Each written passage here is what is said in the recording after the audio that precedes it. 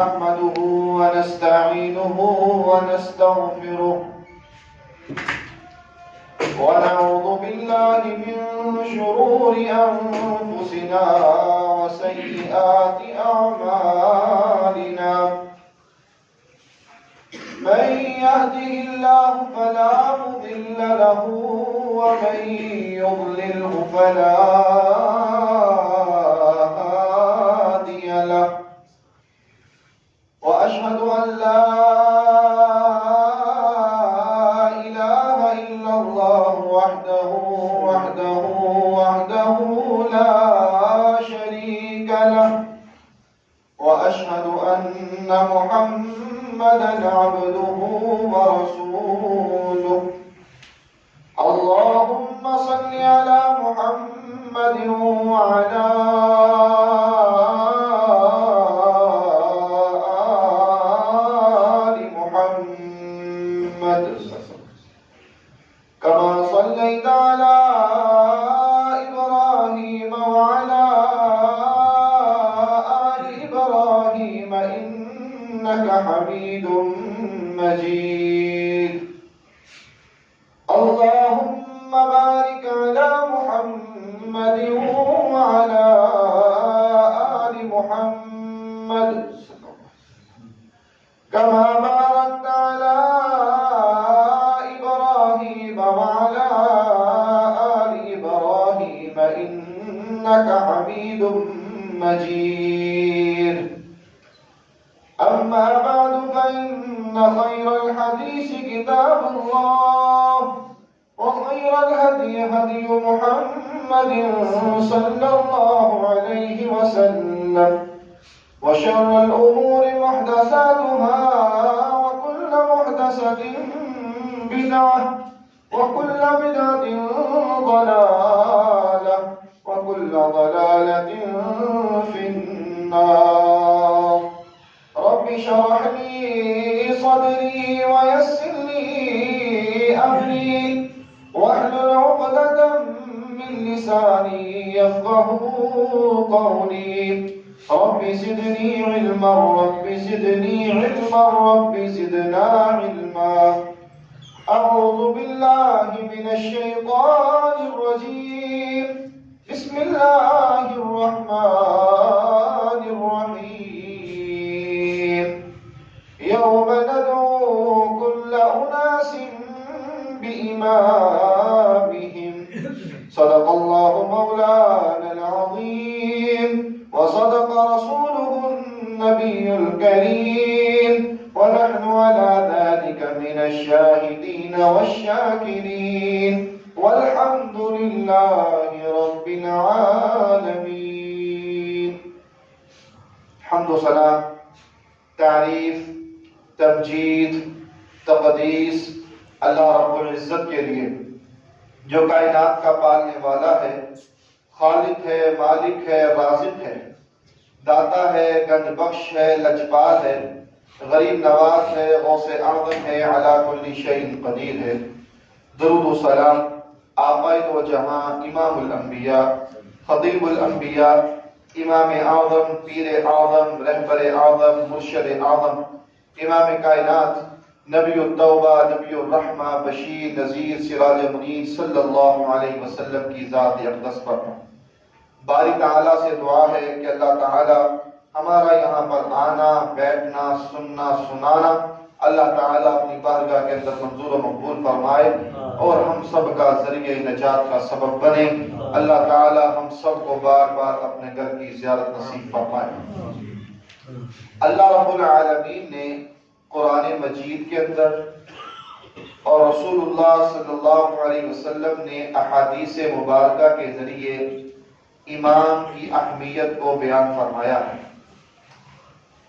امام کے لغوی معنی ہے لیڈر سردار حکمران قائد رہنما یہ لفظ امام جو ہے یہ کئی چیزوں پر بولا جاتا ہے ہم نماز پڑھتے ہیں باجماعت ادا کرتے ہیں اور ہمارے ہاں جو نماز کرواتا ہے ہم اسے اپنا قائد مانتے ہیں، جو نماز کرواتا ہے ہم اس کو اپنا لیڈر مانتے ہیں۔ کیوں؟ کیونکہ وہ نماز کروا رہا ہے۔ رسول اللہ صلی اللہ علیہ وسلم کی حدیث ہے، آپ نے فرمایا انما جعل الامام لیتم بہ، کہ امام اللہ نے اس لیے بنایا ہے، یہ چیز اللہ نے اس لیے بنائی ہے، امام اس لیے مقرر کیا گیا ہے تاکہ تم اس کی اقتداء کرو، تاکہ تم اس کی پیروی کرو۔ تو ہم نماز میں آگے امام جو ہوتا ہے اس کی اقتداء کرتے ہیں، پیروی کرتے ہیں، اس لیے ہم اس کو امام کہتے ہیں۔ اسی طرح حکمران، امام کا ایک معنی حاکم بھی ہے، معاشرے کی نگرانی کرنے والا، لوگوں کی دیکھ بھال کرنے والا، جو ملک کو چلانے والا ہے اس کو بھی حاکم کہا جاتا ہے، اور ایسے شخص کو امام بھی کہا جاتا ہے۔ وہ وقت کا امام ہے، علاقے کا امام ہے، معاشرے کا امام ہے۔ مشہور حدیث ہے کہ اللہ کے نبی صلی اللہ علیہ وسلم نے فرمایا تھا کہ قیامت والے دن 7 قسم کے لوگ ایسے ہوں گے کہ وہ اللہ کے عرش کے سائے کے نیچے ہوں گے، اس دن اللہ کے عرش کے علاوہ کوئی اور سایہ موجود نہیں ہوگا۔ تو اس میں سے پہلے نمبر پہ کون سا تھا؟ الامام العادل، نیک حکمران، نیک سردار، نیک قائد، عدل و انصاف کے ساتھ فیصلے کرنے والا، عدل و انصاف کے ساتھ لوگوں کے درمیان فیصلے کرنے والا، تو اس کو بھی امام کہا جاتا ہے۔ اسی طرح میرے اللہ کے ہاں لوح محفوظ ہے، لوح محفوظ کو بھی امام کہا جاتا ہے۔ سورۃ یاسین کے اندر میرے اللہ نے فرمایا وَكُلَّ شَيْءٍ أَحْصَيْنَاهُ فِي إِمَامٍ مُبِينٍ، کہ اللہ نے ہر ایک چیز کو لکھ دیا ہے جو ایک واضح کتاب میں موجود ہے۔ تو یہ امام کا لفظ جو ہے وہ نماز پڑھانے والے کے لیے بھی استعمال کیا جاتا ہے، لفظ امام جو ہے وہ حکمران کے لیے بھی استعمال کیا جاتا ہے، لفظ امام جو ہے وہ لوح محفوظ کے لیے بھی استعمال کیا جاتا ہے۔ اور امام کا ایک معنی ہے سردار، رہنما۔ ہر ایک چیز کا الگ الگ امام ہوا کرتا ہے۔ مثال کے طور پر قرات میں قرآن مجید کا جو بہت زیادہ علم رکھنے والا ہے، قرآن مجید کو بہت عمدہ انداز کے ساتھ پڑھنے والا ہے، مخارج اور صفات کا لحاظ رکھنے والا ہے، قرات عشرہ میں وہ پڑھنے والا ہے، تو ہم اس کو کیا کہیں گے کہ یہ انسان جو ہے یہ قرات کا امام ہے۔ جو قرآن کی تفسیر لکھنے والا ہے ہم اسے کیا کہتے ہیں کہ یہ قرآن کی تفسیر لکھنے والا ہے، لہذا یہ تفسیر کا امام ہے۔ اسی طرح ہمارے ہاں جو انسان حدیث کا علم رکھنے والا ہے، حدیث کا علم، تو ہم اسے حدیث کا امام کہتے ہیں۔ مثال کے طور پر تاریخ پڑھ کر دیکھیے، امام بخاری رحمہ اللہ، امام مسلم، امام ترمذی، امام نسائی، امام ابو داود رحمہ اللہ، یہ لوگ جنہوں نے حدیث پر بڑا کام کیا، جن کو حدیث کے علم پر بڑا عبور تھا، تو ہم نے ان کی باتوں کو دیکھتے ہوئے، ان کے کام کو دیکھتے ہوئے کیا کیا؟ امام کا لقب دے دیا، تو یہ وقت کے امام ہیں۔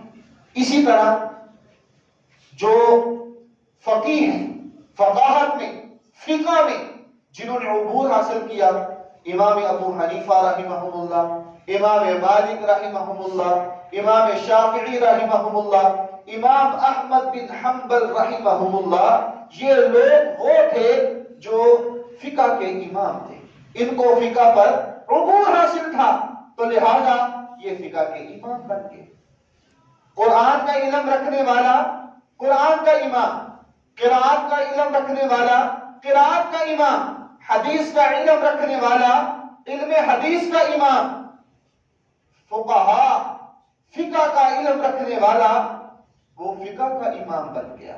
اب ہمارے معاشرے میں جو بات مشہور کی جاتی ہے، جو لوگوں کے درمیان بیان کی جاتی ہے، وہ یہ کہا جاتا ہے کہ یہ لوگ جو ہیں یہ اماموں کو نہیں مانتے، اماموں کو نہیں مانتے۔ تو یہ بات بالکل غلط ہے، 100% غلط ہے۔ ہم لوگ، ہمارا منہج، ہماری دعوت، ہمارا فکر، ہماری سوچ جو ہے وہ یہ ہے کہ ہم ہر ایک امام کو ماننے والے ہیں، ہم ہر ایک امام کو ماننے والے ہیں اور ان کی بھی ماننے والے ہیں۔ امام کو ماننا الگ چیز ہے اور ان کی ماننا یہ الگ چیز ہے۔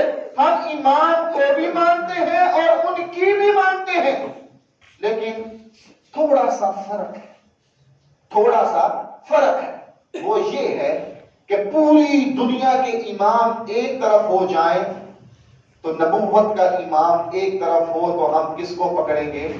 نبوت کے امام کو۔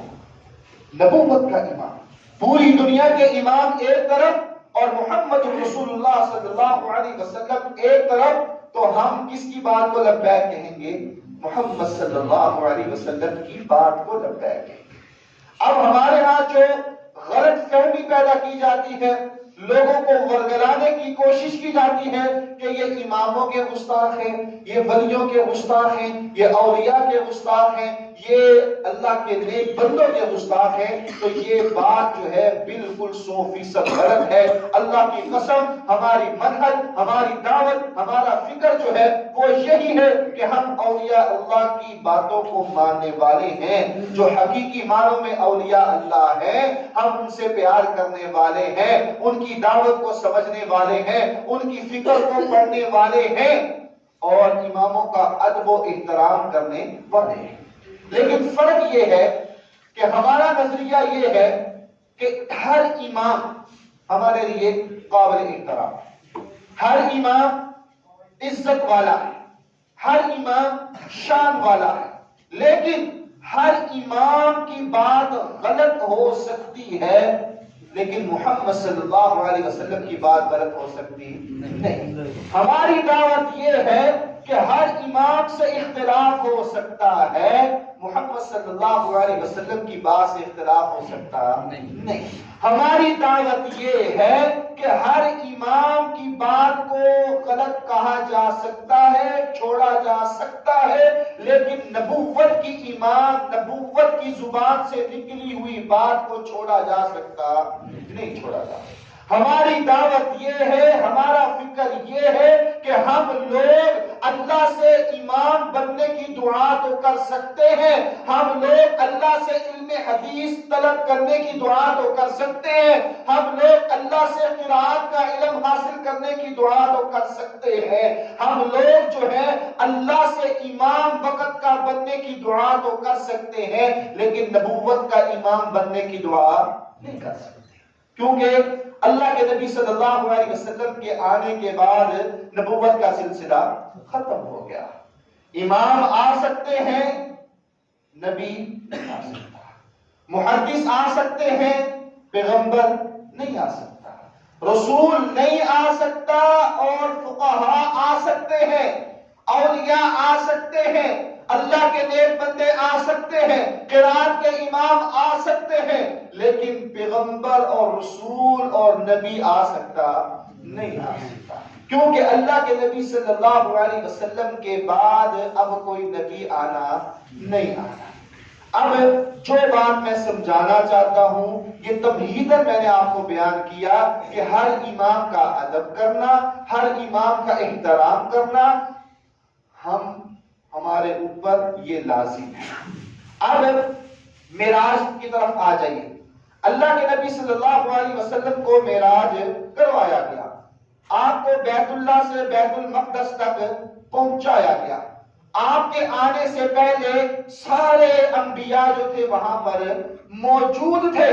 اللہ کے نبی صلی اللہ علیہ وسلم کے آنے سے پہلے آدم علیہ السلام سے لے کر عیسیٰ علیہ السلام تک سارے انبیاء وہاں پر موجود تھے۔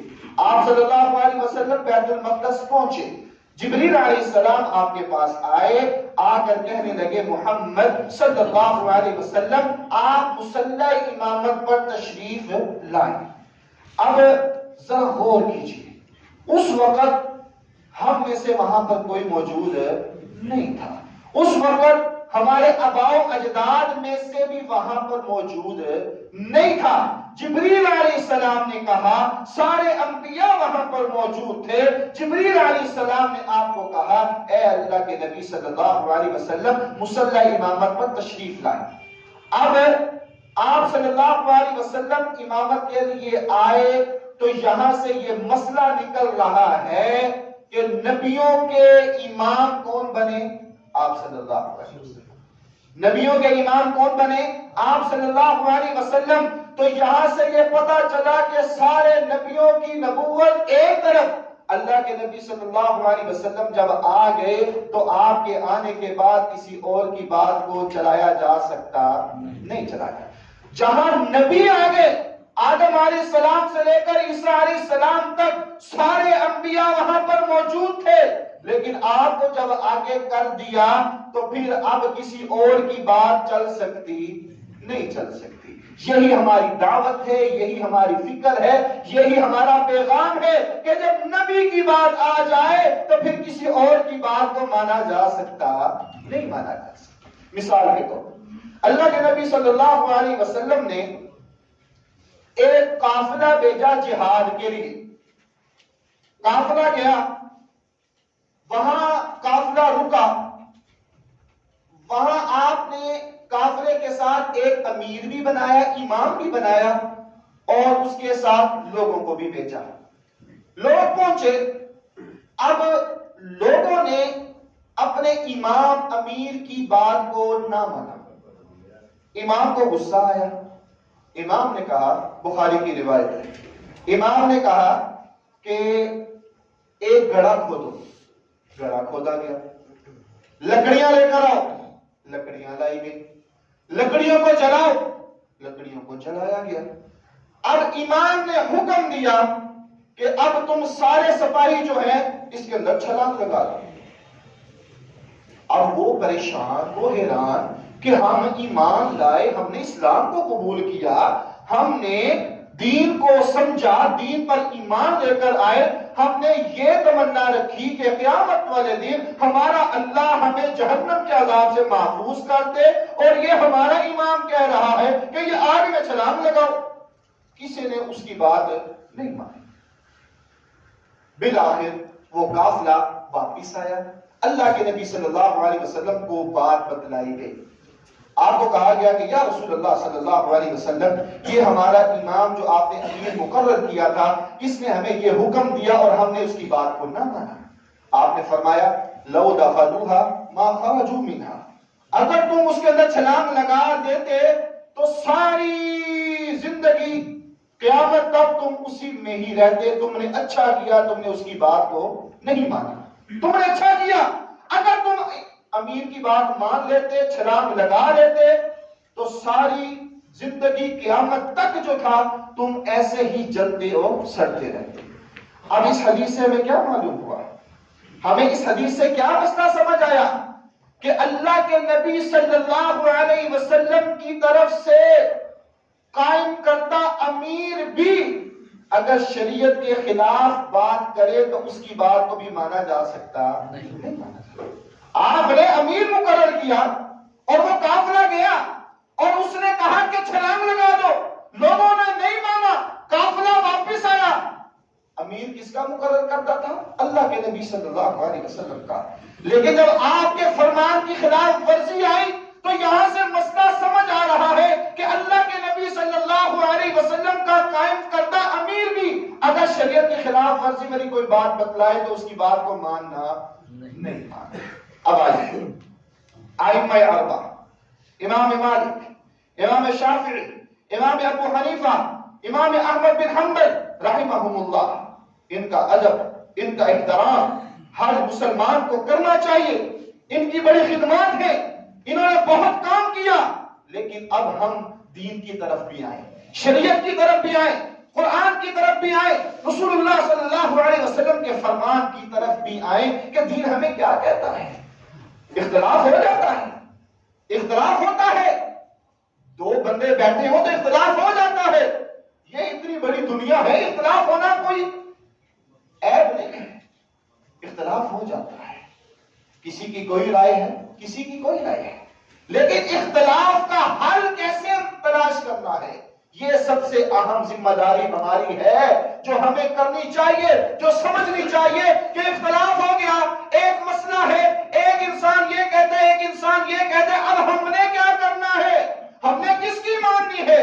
تو میرے بھائیوں یہ بات سمجھ لیجئے کہ ہم نے بات کس کی ماننی ہے، نبوت کے امام کی ماننی ہے، ہم نے بات رسول اللہ صلی اللہ علیہ وسلم کی ماننی ہے، کسی اور کی ماننی نہیں ہے۔ ابو بکر رضی اللہ تعالی عنہ کتنے جلیل القدر صحابی ہیں، تن من دن سب کچھ قربان کرنے والے ہیں۔ اللہ کے نبی صلی اللہ علیہ وسلم کی زندگی کے آخری ایام آپ نے ایک لشکر یمن کی طرف روانہ کیا۔ کیوں روانہ کیا؟ کہ وہاں یمن کے ایک انسان مسیلمہ، اس نے نبوت کا دعویٰ کر لیا۔ آپ نے لشکر تیار کیا کہ اس کو ختم کر دو۔ ہمارے ہاں مشہور ہے مسیلمہ کذاب، کہ جھوٹوں کا سردار، جھوٹی نبوت کا دعویٰ کرنے والا مسیلمہ کذاب۔ اس لشکر کے امیر کون تھے؟ اسامہ بن زید رضی اللہ تعالی۔ اب اس لشکر میں ساتھ کون تھے؟ ابو بکر صدیق رضی اللہ تعالی۔ آپ کا کتنا شان ہے، کتنا مقام ہے، لیکن اللہ کے نبی صلی اللہ علیہ وسلم نے کس کو امیر بنایا؟ اسامہ بن زید کو، اور ابو بکر ساتھ ہے۔ ابھی قافلہ جا رہا تھا، راستے میں ایک جگہ پڑاؤ کیا تو خبر آئی کہ اللہ کے نبی صلی اللہ علیہ وسلم اس دنیا سے چلے گئے۔ قافلہ واپس آیا، ابو بکر صدیق رضی اللہ تعالی سیدھا اللہ کے نبی صلی اللہ علیہ وسلم کے حجرے کے پاس گئے، آپ کے پاس آئے، آپ کے چہرے سے کپڑا ہٹایا، آپ کی پیشانی پر بوسہ دیا، واپس آئے تو مسجد پہنچے تو مسجد میں دو طرح کے لوگ موجود تھے۔ ایک وہ جو غم کی حالت میں پریشان تھے، بیٹھے ہوئے تھے، اور ایک وہ تھے جو یہ کہہ رہے تھے کہ اللہ کے نبی فوت نہیں ہوئے، اللہ کے نبی اس دنیا سے نہیں گئے۔ حتیٰ کہ عمر بن خطاب رضی اللہ تعالی عنہ انہوں نے تلوار نکال لی اور کہا جو کہے گا کہ آپ فوت ہو گئے ہیں میں اس کی گردن اس کے تن سے جدا کر دوں گا۔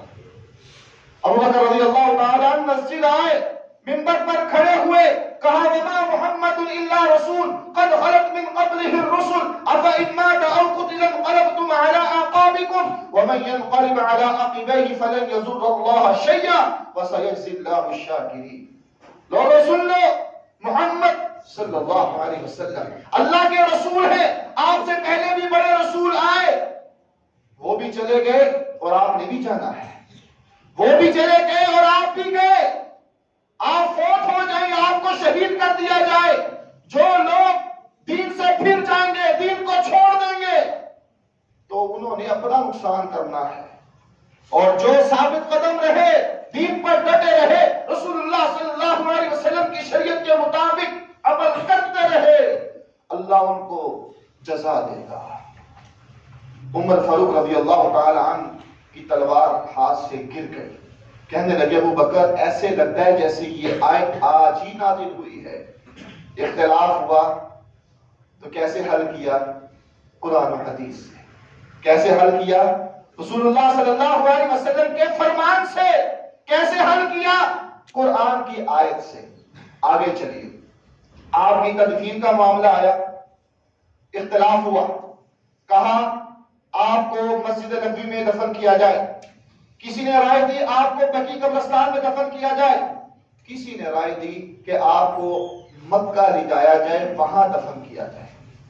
ابو بکر صدیق رضی اللہ تعالی عنہ نے اس مقام پر آپ کی وہ حدیث پڑھی، آپ نے فرمایا لوگوں سن لو، اللہ کے نبی صلی اللہ علیہ وسلم نے فرمایا کہ جتنے بھی انبیاء آئے، جو جہاں فوت ہوتا ہے اس کو وہیں پر ہی دفن کیا جاتا ہے. لہذا آپ صلی اللہ علیہ وسلم جہاں فوت ہوئے آپ کو وہیں دفن کیا جاتا ہے. اختلاف ہوا، اختلاف کا حل کہاں سے نکالا؟ قرآن و حدیث سے، رسول اللہ صلی اللہ علیہ وسلم کے فرمان سے. آگے چلیے، خلافت کی باری آئی، دو گروہ بن گئے. قریش کہتے ہیں کہ ہم میں سے ہوگا، انصار کہتے ہیں ہم میں سے ہوگا، مہاجر کہتے ہیں کہ ہم میں سے ہوگا. مہاجر اس لیے کہتے تھے کہ وہ کہتے ہیں ہم سب سے پہلے ایمان لے کر آئے. انصار کہتے ہیں ہم نے بڑی قربانیاں دی ہیں لہذا خلافت ہمارے ہاں ہے، خلیفہ ہم میں سے ہوگا. ابو بکر آئے، کہنے لگے، انصار میں ایک سعد بن عبادہ رضی اللہ تعالی عنہ، وہ خلیفہ انہوں نے نامزد کیا کہ ہم اس کو اپنا خلیفہ بنائیں گے. ابو بکر کہنے لگے، سعد تمہیں وہ اللہ کے نبی صلی اللہ علیہ وسلم کی حدیث یاد نہیں؟ آپ نے فرمایا تھا کہ میرے جانے کے بعد خلیفہ جو ہوگا، امیر جو ہوگا، وہ قریش میں سے ہوگا. جب سعد بن عبادہ نے یہ بات سنی تو اپنے موقف سے ہٹ گئے. آپ کا فرمان آیا تو اپنی رائے کو چھوڑ دیا، آپ کا فرمان آیا تو اپنی بات کو چھوڑ دیا. آپ کی بیٹی سیدہ فاطمہ رضی اللہ تعالی عنہا، بخاری کی روایت ہے، آپ کے جانے کے بعد جب وراثت لینی آئی ابو بکر رضی اللہ تعالی عنہ سے، تو آپ نے کیا کہا تھا؟ لا نورث ما ترکنا فهو صدقہ، کہ اے فاطمہ، ابو بکر وہ انسان ہے جو اپنے گھرانے سے بڑھ کر محمد کے گھرانے سے پیار کرنے والا ہے صلی اللہ علیہ وسلم. لیکن بیٹی فاطمہ، معاملہ کچھ اس طرح ہے، اللہ کے نبی نے فرمایا صلی اللہ علیہ وسلم کہ نبی جو چھوڑ دیتے ہیں ان کی وراثت نہیں بلکہ صدقہ ہوا کرتا ہے. بخاری ہی کی روایت ہے کہ آپ پھر چلی گئی اور دوبارہ اس مسئلے میں آپ نے کبھی سوال نہیں کیا. اختلاف ہوا لیکن حل بھی قرآن و حدیث سے نکالا. ابو بکر رضی اللہ تعالی عنہ، آخری مثال بات کو واضح کیے دے دوں. آپ کے پاس ایک دادی ہے، دادی آ کر کہنے لگی، ابو بکر مجھے بتلائیں کہ پوتے کی وراثت میں سے میرا کوئی حصہ بنتا ہے؟ آپ نے فرمایا نہیں، لیکن تم ابھی چلی جاؤ، میں صحابہ سے مشورہ کر کے تمہیں پھر بتلا دوں گا. وہ عورت چلی گئی. اب آپ نے صحابہ کو اکٹھا کیا، کہا کہ دادی کی وراثت میں سے حصہ بنتا ہے پوتے کی. تو مغیرہ بن شعبہ رضی اللہ تعالی عنہ اس میں کھڑے ہوئے، کہنے لگے، ابو بکر جی بالکل بنتا ہے. اللہ کے نبی صلی اللہ علیہ وسلم کے دور میں بھی یہ ایک معاملہ آیا تو آپ نے بھی اس کو 1/6 حصہ دیا. ابو بکر کہنے لگے کہ مغیرہ کے علاوہ کوئی اور اس مسئلے کی گواہی دیتا ہے؟ محمد بن مسلمہ رضی اللہ تعالیٰ کھڑے ہوئے، کہنے لگے، جی میں اس بات کی تائید کرتا ہوں، گواہی دیتا ہوں کہ آپ کے دور میں یہ معاملہ ہوا اور آپ نے دادی کو وراثت میں سے حصہ دیا. ابو بکر رضی اللہ تعالیٰ کہنے لگے کہ میں اپنے فیصلے سے فوری رجوع کرتا ہوں، اور اس دادی کو بلایا اور اس کو دوبارہ مسئلہ بتلایا کہ تمہارا یہ حصہ بنتا ہے. وقت کا امام ہے، مسجد نبوی کا امام ہے، مسلمانوں کا خلیفہ ہے. اختلاف ہوا لیکن انہوں نے فوراً حل کہاں سے نکالا؟ قرآن و حدیث سے. ہم بھی یہی دعوت دیتے ہیں، ہماری یہی فکر ہے، ہماری یہی بات ہے. ہم کہتے ہیں کہ بات جو ہے وہ قرآن و حدیث کی ہے. سب کا احترام لازمی ہے، سب کا احترام ضروری ہے. امام مالک، امام شافعی، امام احمد، امام ابو حنیفہ رحمہم اللہ اجمعین، سب کا احترام لازم ہے، ضروری ہے.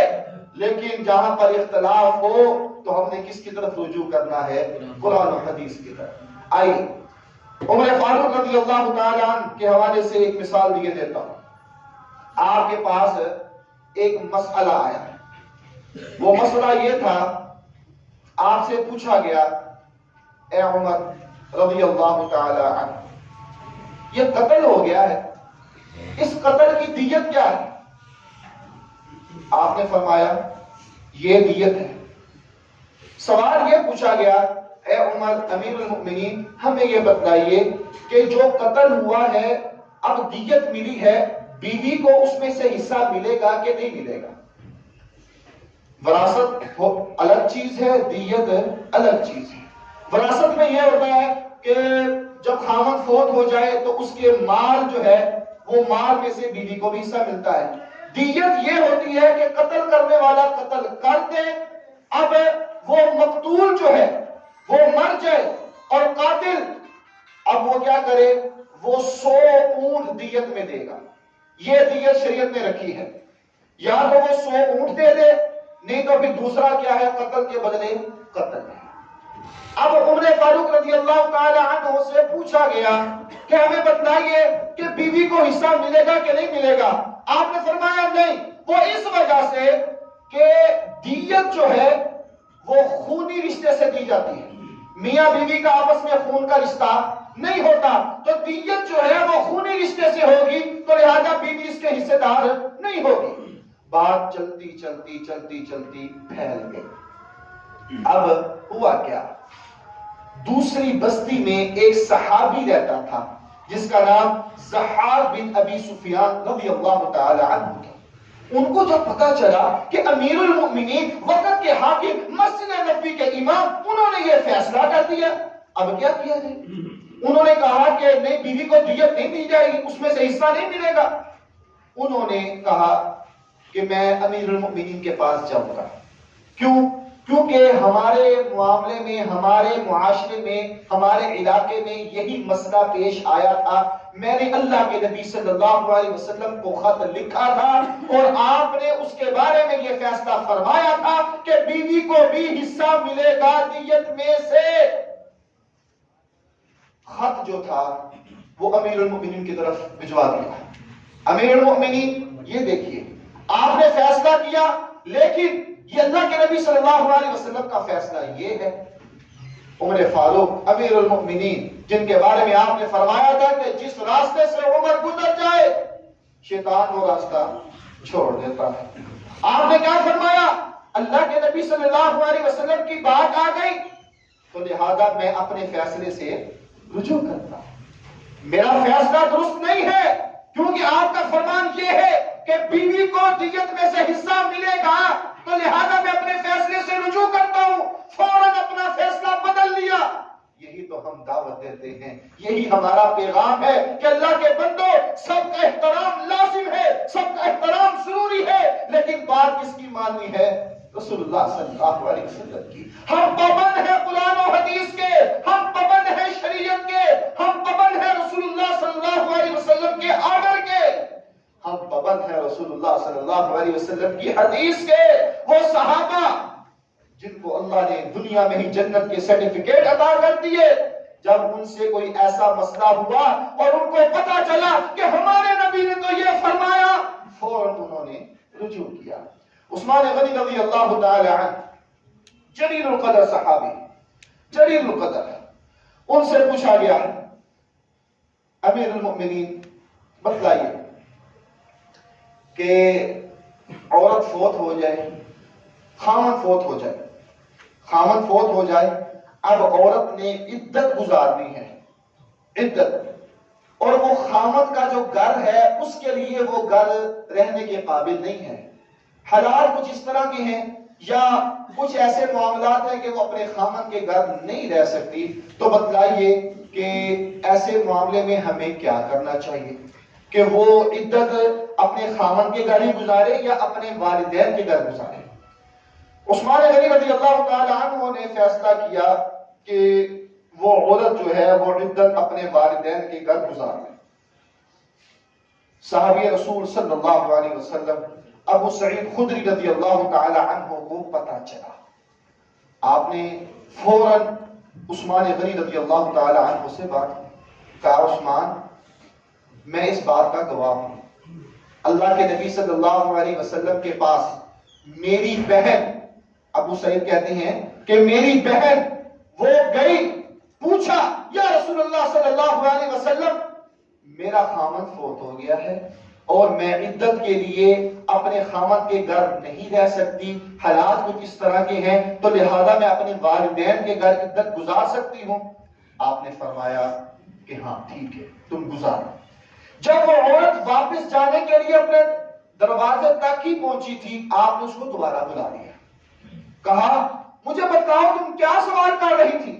آپ کا دھیان، آپ کی توجہ ہو سکتی ہے کہیں اور ہو، آپ نے اس کو دوبارہ بلایا، آپ نے کہا بتلاؤ تم کیا سوال کر رہے ہیں؟ کہا یا رسول اللہ صلی اللہ علیہ وسلم خامن میرا فوت ہو چکا ہے، میں سوال یہ کر رہی ہوں کہ عدت جو ہے میں اپنے خامن کے گھر گزاروں یا اپنے والدین کے گھر گزاروں، کیونکہ خامن کے گھر عدت گزارنا میرے لیے مناسب اس وقت نہیں ہے۔ آپ نے فرمایا کہ نہیں، تم عدت جو ہے اپنے خامن کے ہی گھر گزارو۔ اب جب عثمان غنی رضی اللہ تعالی عنہ کو پتا چلا تو فوراً انہوں نے اپنے فیصلے کو تبدیل کیا، انہوں نے کہا نہیں، اللہ کے نبی صلی اللہ علیہ وسلم کی جب بات آ جائے تو پھر رائے چلتی نہیں، آپ کا جب فرمان آ جائے تو اپنی من مانی چلتی نہیں، آپ کا جب فرمان آ جائے تو پھر کسی اور کا قول چلتا نہیں، آپ کی جب بات آ جائے تو پھر کسی اور کا فیصلہ چلتا نہیں، جب آپ کا حکم آ جائے، آپ کی شریعت آ جائے، آپ کی حدیث آ جائے تو پھر کسی اور ایرے غیرے کی بات کو مانا جا سکتا نہیں ہے۔ سب کا احترام کرنا ضروری ہے، سب کا احترام کرنا لازم ہے، لیکن جب پیغمبر علیہ السلام کی بات آ جائے تو پھر اس کو ماننا ہمارے ایمان کا حصہ ہے۔ علی رضی اللہ تعالی عنہ، شیر خدا رضی اللہ تعالی عنہ، جب آپ کو خلافت ملی، ابو داؤد کی روایت ہے اور احادیث میں بھی موجود ہے کہ لوگوں نے آپ کو اللہ کہنا شروع کر دیا۔ ایک فرقہ اس وقت بھی پیدا ہوا جنہوں نے علی رضی اللہ تعالی عنہ کو اللہ کہنا شروع کر دیا، اور آج بھی ہمارے معاشرے میں مشکل کشا کہا جاتا ہے نا، علی مشکل کشا ہے۔ اور آپ نے بھی الیکٹرانک میڈیا کے ذریعے، سوشل میڈیا کے ذریعے سنا بھی ہوگا، وہ ویڈیو کلپ بھی دیکھا ہوگا کہ جو کہتے ہیں کہ علی تو اللہ سے بھی اوپر ہے، سنا ہوگا، نعوذ باللہ من ذالک۔ اس وقت بھی علی رضی اللہ تعالی عنہ کو اللہ کہا گیا، آپ کو بڑا غصہ آیا، آپ پریشان ہوئے، غصہ آیا، آپ نے ایک گڑھا کھدوایا، اس میں لکڑیاں ڈلوائی، آگ چلوائی، اور جو آپ کو اللہ کہتا تھا آپ نے سب کو آگ میں ڈال دیا، سب کو آگ میں ڈال کے ختم کر دیا۔ صحابی رسول عبداللہ ابن عباس رضی اللہ تعالی عنہما کو پتا چلا، آپ نے فوراً کہا کہ یہ طریقہ درست نہیں ہے، ہاں جو اللہ کی شان میں گستاخی کرے وہ واجب القتل ہے، قتل کرنا درست ہے، لیکن آگ کا عذاب دینا درست نہیں ہے۔ آگ کا عذاب مخلوق دے سکتا نہیں، آگ کا عذاب صرف کون دے سکتا ہے؟ اللہ دے سکتا ہے۔ لہذا علی رضی اللہ تعالی عنہ کو جب پتا چلا تو فوراً اپنے فیصلے کو واپس لیا، جو ہو گیا اس فیصلے کو واپس لیا، جو مارے گئے وہ مارے گئے، لیکن جب آپ کو پتا چلا تو آپ نے اپنی سوچ کو تبدیل کیا۔ یہی ہماری دعوت ہے، یہی ہمارا پیغام ہے کہ وہ لوگ ابو بکر، عمر، عثمان اور علی رضی اللہ تعالی عنہ یقیناً امام احمد، امام مالک، امام شافعی، امام ابو حنیفہ رحمہم اللہ سے افضل ہے، وہ افضل ہے، ابو بکر افضل ہے، ہر ایک صحابی ان سے افضل ہے۔ جب ان کی یہ سوچ ہے، ان کی یہ فکر ہے، ان کا یہ نظریہ ہے، ان کا یہ منہج ہے، ان کا یہ طریقہ ہے کہ انہوں نے ثابت کر کے دکھایا دنیاوی معاملات میں جب فیصلے کیے، تو جب ان کو پتا چلا کہ پیغمبر علیہ السلام کی بات تو یہ تھی، پیغمبر علیہ السلام کا فیصلہ تو یہ تھا، تو انہوں نے رجوع کیا۔ آج کا مسلمان غور کرے، آج کا مسلمان سوچے، آج کا مسلمان سمجھے کہ زندگی تو ہم گزار رہے ہیں، زندگی گزر رہی ہے، ہم نے تو کہہ دیا یہ آباء و اجداد یوں کرتے تھے، ہم نے یہ نہیں سنا، یہ نہیں سمجھا کہ پیغمبر کی حدیث یہ تھی، پیغمبر کا یہ فرمان ہے، میرے نبی کی یہ سنت ہے، نہیں، بلکہ ہم کہتے ہیں کہ ہمارے آباء و اجداد، بڑے بزرگ، فلاں انسان یہ کرتے رہے، لہذا ہم بھی وہی کریں گے۔ نہیں، نجات اس میں نہیں ہے، نجات اسی میں ہے کہ پیغمبر کی بات آ جائے، پیغمبر کا فرمان آ جائے، پیغمبر کی سنت آ جائے، پیغمبر کی حدیث آ جائے تو اس پر ایمان لانا، اس پر یقین رکھنا لازم بھی ہے، ضروری ہے، اور یہی نجات کے لیے کافی ہے۔